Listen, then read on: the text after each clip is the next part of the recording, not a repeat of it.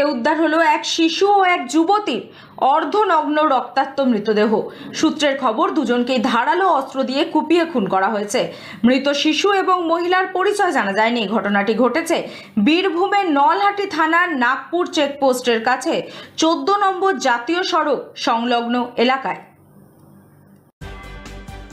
পরিত্যক্ত অবস্থায় ক্ষেত থেকে উদ্ধার হলো এক শিশু ও এক যুবতীর অর্ধনগ্ন রক্তাক্ত মৃতদেহ।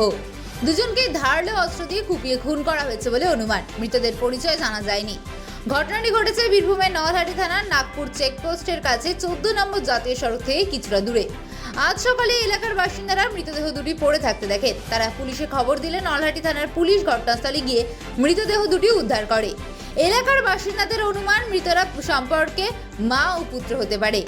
উদ্ধার হওয়া মৃত যুবতীর বয়স আনুমানিক 27 থেকে 30 বছর। যুবতীর মৃতদেহের 15 থেকে 20 ফুট দূরে পড়েছিল 6 থেকে 7 বছরের এক শিশু পুত্রের রক্তাক্ত মৃতদেহ।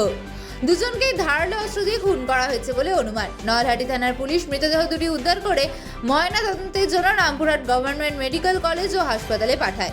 ঘটনা তদন্তে পুলিশ।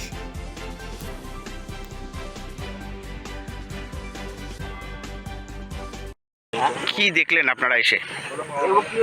মেয়েটা ওই পাশে পড়ে আছে আর ছেলেটা এক সাইডে, ছেলেটা একটু 10 হাত দূরে, মেয়েটা 10 হাত দূরে, মানে ওর মাঠও এই যে মেকআপ করা আছে বোরখা দিয়ে।